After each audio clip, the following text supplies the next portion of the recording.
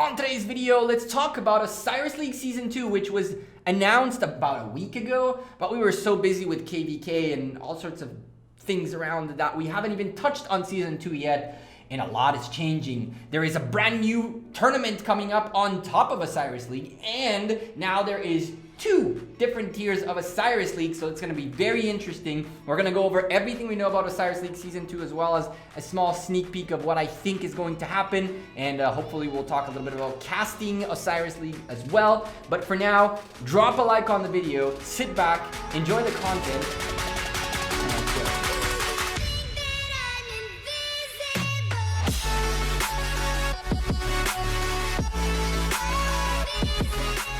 Hey there YouTube, welcome back to Gekko Gaming. So on your events right now, if you go to your events, you will most likely see a tab called OSIRIS League with a countdown as of today, 7 days. Yeah, it's been there for a couple of weeks now, for a week at least. This is the second week this is going on, and pretty much what OSIRIS League is, it's the competitive version of Ark of Osiris. We have bi-weekly Ark of Osirises, which are like friendly matches, and this is the tournament. This is the big thing in this game mode, and it's coming in about a week. I believe registration opens in a week, and then from there there's a few days worth of registration, a few days of matching, and finally everything will be revealed to us.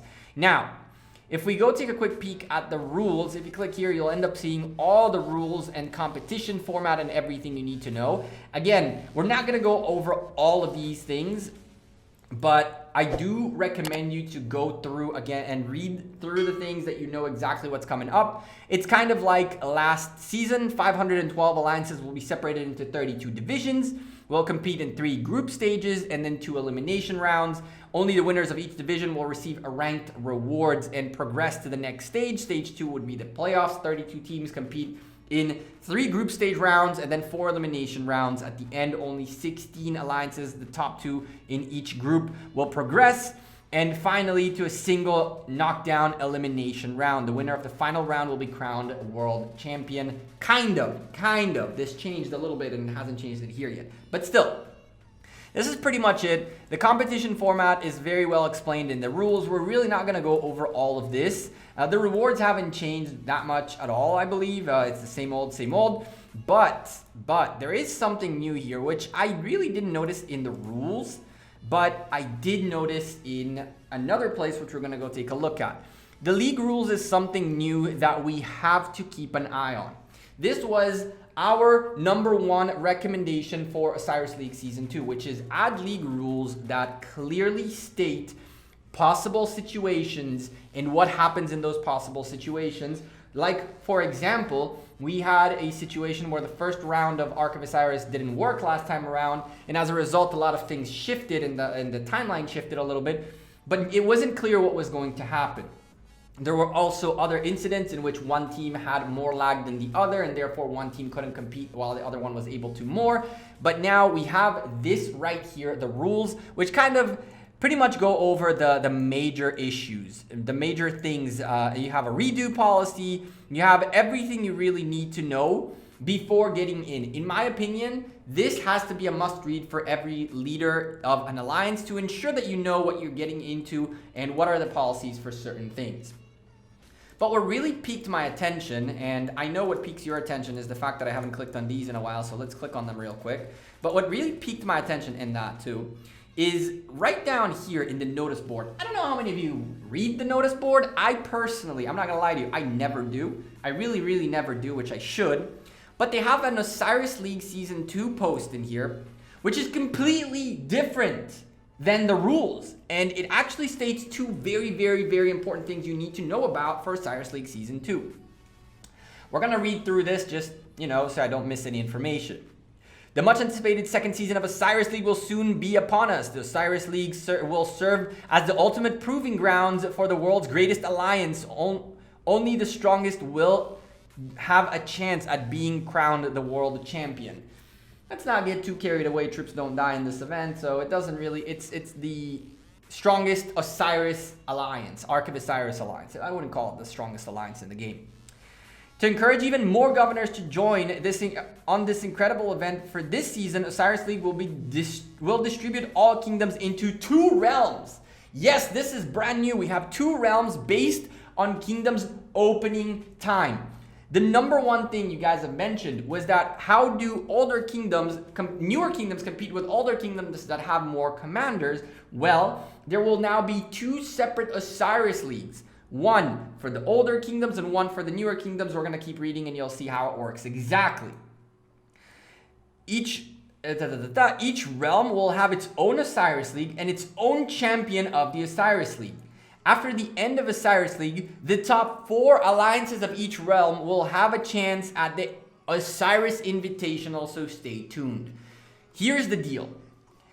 There are kingdoms in Realm 2 that want to prove that they're stronger than the ones in Realm 1. And so what ended up happening here is that the top 4 alliances of each realm will get invited into this Osiris Invitation, where it's a 4v4 to see which realm is the strongest realm. It's not going to be 4 teams on 4 teams, obviously, but it's going to be 4 matches, and based on wins and losses, you'll know which one wins. I don't know what happens if it's a 2 wins and 2 losses, and then what happens. But the matter of the fact is they want to make an Osiris Invitational, which means ideally, long-term, what we're going to see is multiple realms having multiple Arcs of Osiris, crowning their realm's champion, and then those realm champions, as well as the runner-ups, 3rd and 4th place, will represent that realm in the World Championship, I guess.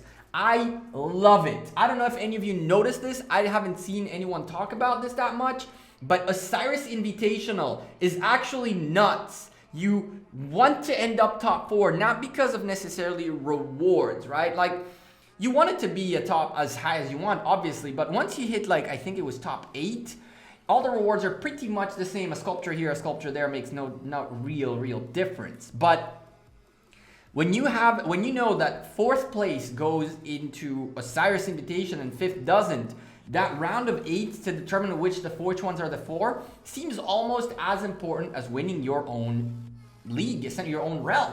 It feels like, as long as it's kind of like in any other sport where the playoffs are determined based on, so yes, you win the league, you win the East Conference, you win the West Conference, you win the whatever the heck it is in any kind of sport. You have the Premier League, and the top 4 or 5, whatever, go to the champions, so forth and so on. Kind of the same thing.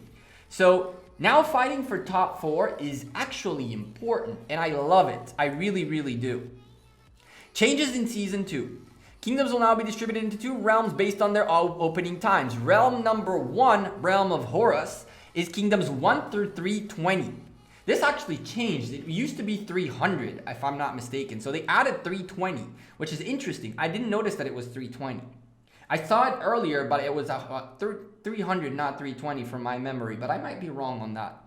321 and above will have the realm of Anubis. So essentially, the question is, can anyone from 321 and above beat someone from the realm of Horus in the Invitational? And I do believe we will see some contenders that will be able, from Anubis, that will be able to contend with Horus. I'm telling you that right now.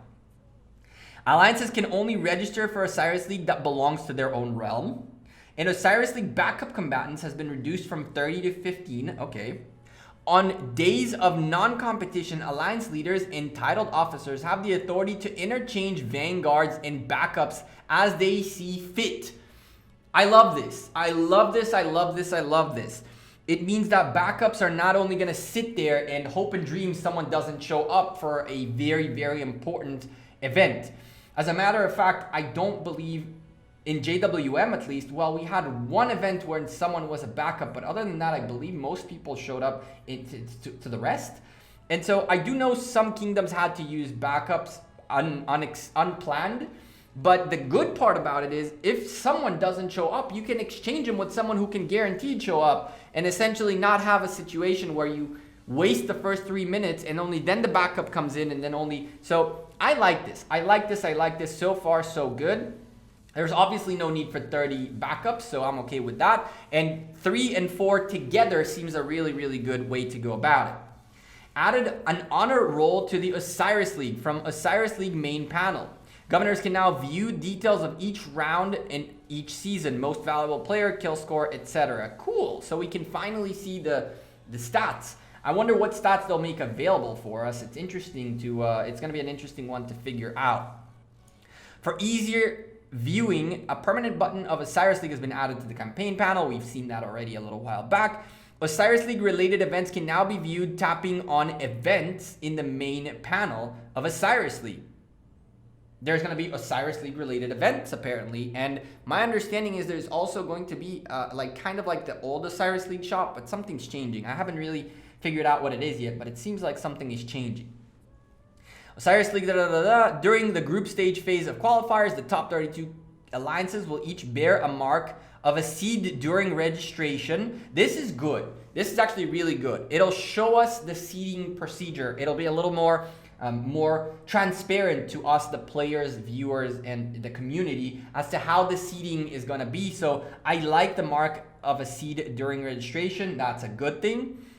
Added league rules to the rules section of the Osiris League. The rules stipulate how to manage issues that arise during the event. As I mentioned before, this was the #1 thing us, the content creators, said to Lilith they need to add. They need to add a rules. And I had also mentioned that, in my opinion, every alliance need to click on like a V thingy that they approve, read and agree with the rules as part of the registration, kind of like terms and service.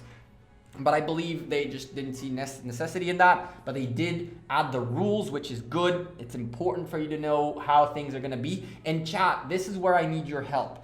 I need you to read through the rules and use your own imagination, because you guys are smart people, and try to figure out what scenarios of possibilities that can happen are not covered in these rules. Osiris League hasn't kicked off yet. We still have time to let Lilith know about certain scenarios that they might have not taken into account, that some of you geniuses, and I don't mean it in any bad way, it's like smart people out there, you geniuses can find different scenarios and let Lilith know before this starts, so they add them to the rules and we make sure we cover as much of it as possible. The final point is the really important one. The skill system is still under process of being balanced. To ensure good experience during Osiris League, these skills will be temporarily unavailable during the qualifiers. Details on the availability of the skill system will be notified on a later date. So they've already announced that during qualifiers, we will not have this skill system. I have a small problem with that, and I'll explain what I mean by that. A team that makes it to the playoffs that will have to use skills will essentially not have the ability to practice on the skill system. Because the teams that are in Osiris League don't get the regular Arc of Osiris, which means they will not get an opportunity to use the skills. And so beyond the maybe 1 to 3 Arcs of Osiris with the skill system before Osiris League, and nobody will have the experience on how to use it. And if it comes up in the playoffs, then everybody is in the same boat, and therefore it's fair, I guess, but it's not gonna be as good. I feel like they should have allowed the polishing of the skill system to happen either before Arc of Osiris League started, or I don't know, or not have it at all. If it's going to come in a later time during Osiris League, I feel like it's going to be worse than not having it at all season. I do understand that the whole point was to add more complexity into it through this season, but the lack of enough time to practice with it, or ability for anyone who's signed up for Osiris League to practice for it while Osiris League is going on, is a huge problem. And this can also be worked around quite comfortably. Anyone who has a second account on their kingdom, a farm or something, the main team can create a secondary team with their farms and go play regular Arc of Osiris in one of the top alliances in their kingdom to practice the skills while they're doing Arc of Osiris League, the Osiris League, the official Osiris League. So I don't know. There are workarounds to everything, but I feel like if the skill system is not going to be on from the beginning, it shouldn't be till the end.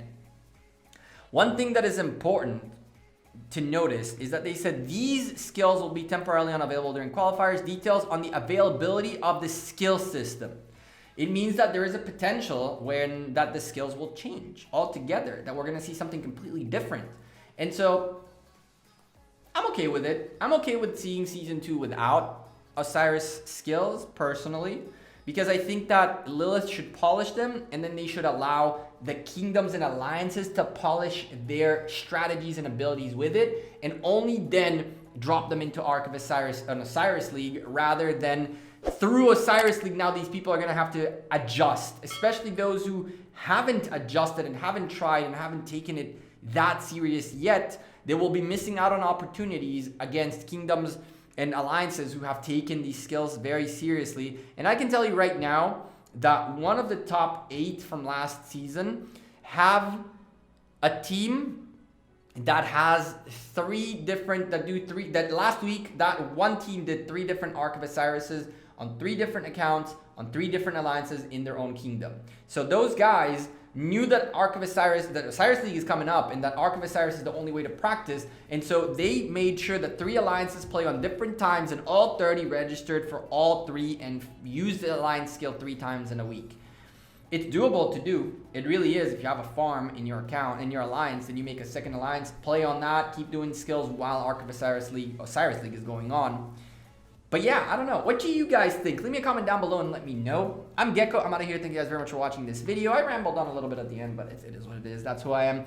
I'll see you guys sooner rather than later. Drop a like on the video. Subscribe to the channel. Twitter, Facebook, Instagram, Discord, all in the description down below as well. I appreciate every single one of you who has shown support, as well as criticized in the last few days. I take as much feedback as I can to improve the channel, make things bigger and better. That's also why we have a survey in the posts of the channel right now. If you want to do it, you're more than welcome to do it. Give me some feedback. I'll see you guys sooner rather than later. Take care. Peace.